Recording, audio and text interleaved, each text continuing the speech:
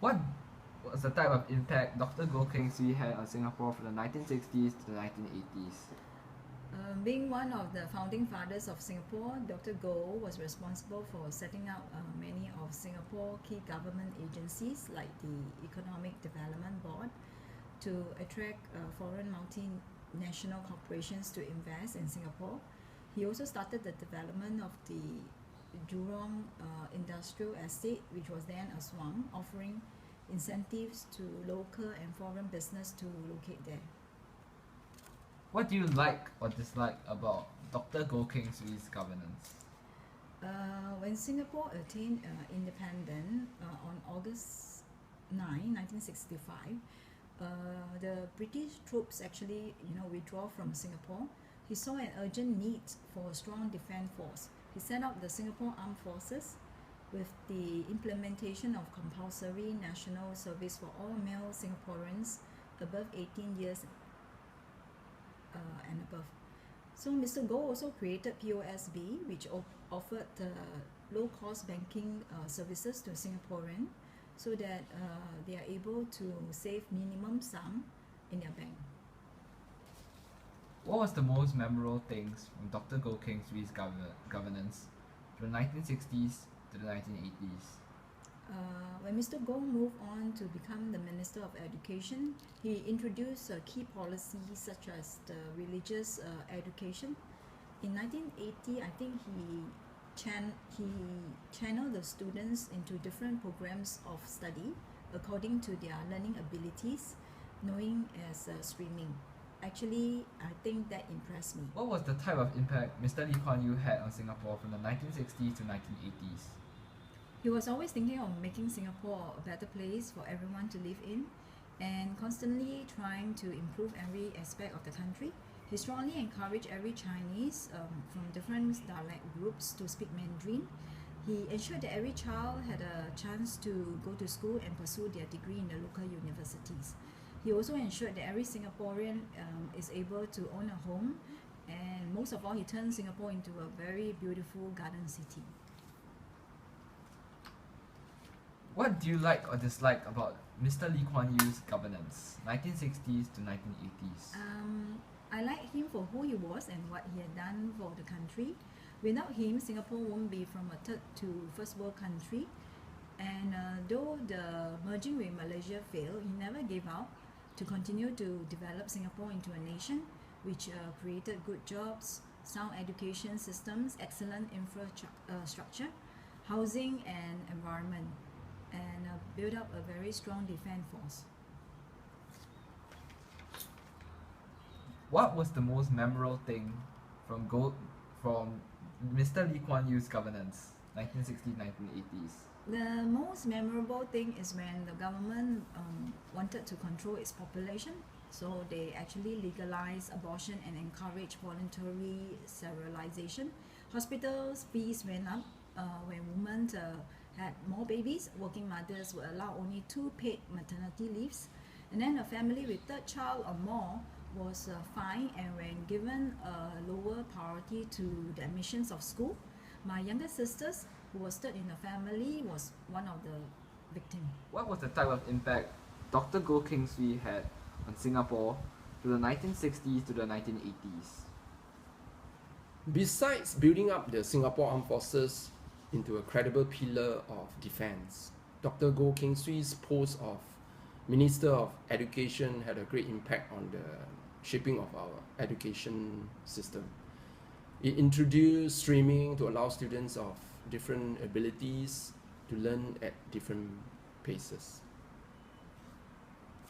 What do you like or dislike about Dr. Goh Keng Swee's governance from the 1960s to the 1980s?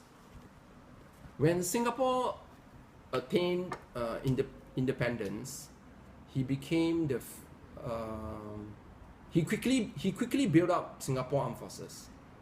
He implemented compulsory national service for all male Singaporeans above 18 years old. Although many disagreed on NS, but look at Singapore today.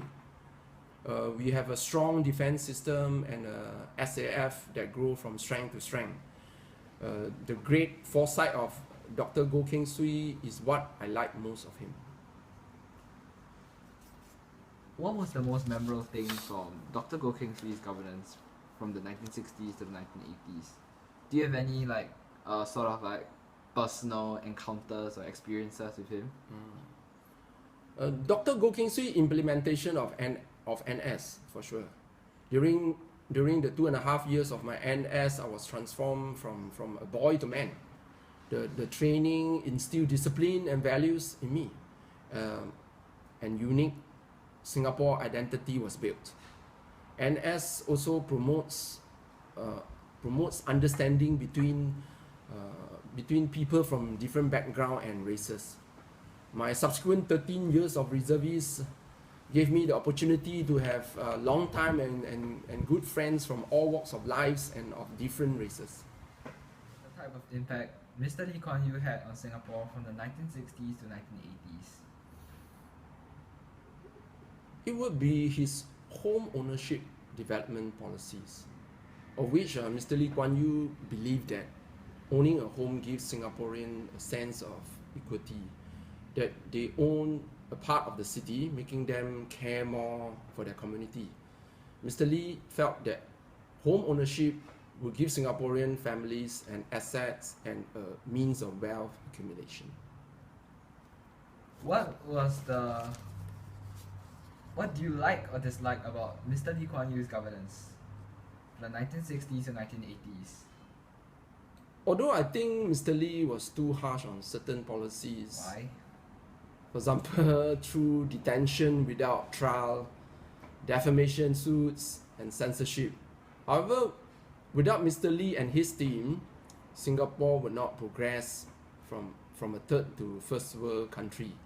He made brave decisions by merging with Malaysia and failed, but still he did not give up and continued to develop Singapore with his PAP committees. Under his visionary leadership, his team transformed the Little Red Dot into a leading global city with the best livable environment. What was the most memorable things from Mr. Lee Kuan Yew's governance from the 1960s to the 1980s? He was an eloquent and fiery speaker. This was my first encounter and a memorable one with Mr. Lee during his PAP mass rallies at the Farrer Park neighborhood during my early teens. Thank you, Mr. Chow, for taking some of your time to attend this interview. Thank you very much. It's been a pleasure. I will be asking you a few questions on Dr. Goh Keng Swee and Mr. Lee Kuan Yew. Great. I'll share as much as I can with you guys. Okay, the first question is, what do you like or dislike about Dr. Goh Keng Swee's governance? Coming to opinions on Dr. Goh Keng Swee, I would say that I am in the camp of the likes. Yeah. How I vision Dr. Goh Keng Swee is that he is the person that carry out the directions and the dreams of the government. He is like the hammer and the anvil.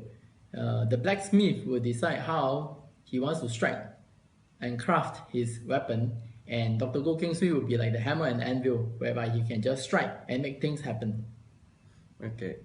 Next question is, what was the most memorable things that from Dr. Goh Keng Swee? Okay. In 1960s, it was a turbulent times. I mean, we came from a time of poverty, but the self-defense is in needs, and there are many political and social issues. I think one of the most memorable things which Dr. Goh did was to start up the SAF, Singapore Armed Forces, a credible force that can provide some form of a protection for the country. And at the same time, we were experiencing some economic crisis. Then he made some very useful measures, as in to turn our national deficit budgets, from negative to a surplus by the end of the year. And I think this is a very incredible and non-comparable effort from Dr. Goh Keng Swee in the early 1960s. Okay. The third question is, what was the type of impact Dr. Goh Keng Swee had on Singapore from the 1960s to the 1980s? I think one of the most important thing about the impact which Dr. Goh has on Singapore is that he gave us the dreams and the hopes that we are able to carry out things that we always thought that we can't. That a small nation, if determined enough, is able to achieve what we want to achieve as long as we put our minds, heart, and soul together. Okay, that's the end for the Dr. Goh Keng Swee. Now we'll be moving on to Mr. Lee Kuan Yew. What do you like or dislike about Mr. Lee Kuan Yew's governance? Okay, with regards to Mr. Lee Kuan Yew, my opinion of him is he's definitely a visionary. I mean, it is like what I mentioned earlier on, the blacksmith. He will think of the weapon he wants to cast, and then he will go ahead and cast it. And whatever that comes out, impact Mr. Lee has on Singapore would be the fact that he brought us from a third world nation right up to the first world nation in just a short span of 50 years. I think if you were to compare with many countries around the world, you probably would never see such a similar experience. And for that, I think Mr. Lee takes full credits on this. Okay, and this will be the last but not least, this will be the last question.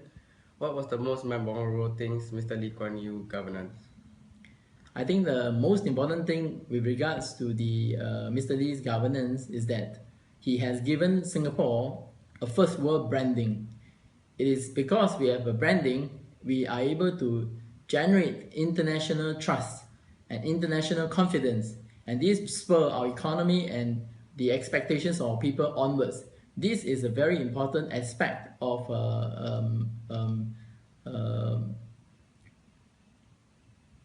positive power for the people to move forward in the future generation. Okay, thank you. That will be all the questions. I would like to thank once more for Mr. Chong for taking some time of your time to attend this interview. Thank you. Thank you very much. Thank you, Daniel.